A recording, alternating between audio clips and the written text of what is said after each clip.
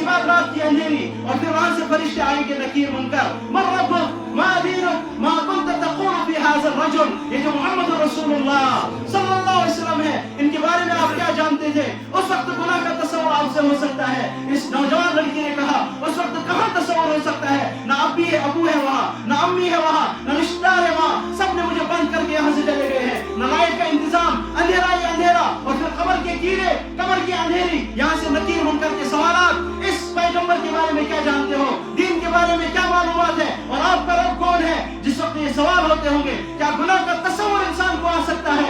ये जवान लड़की ने कहा बिल्कुल नहीं आ सकता है। कहा अभी यहीं ठहरो, आगे चलो, मैदान महशर है जहाँ रब के सामने खड़ा होना है, जहाँ ऐलान होगा मा लिहाज़ल किताब ला युग़ादिरु सग़ीरा वला कबीरतन इल्ला अहसाहा।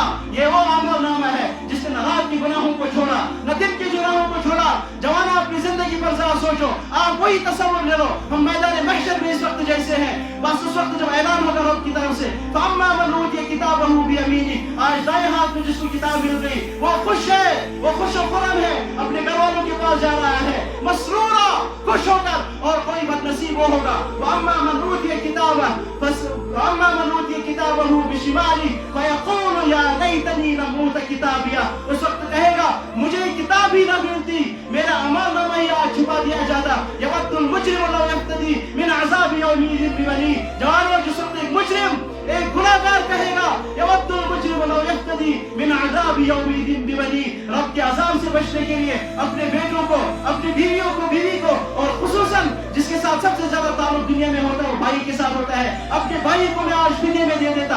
और जो कुछ जमीन में है, मन फिल अर्ज़ जमीआ, जो कुछ जमीन में है सब कुछ फिदे में दे देता, लेकिन अपने आप को अल्लाह के अज़ाब से बचाता।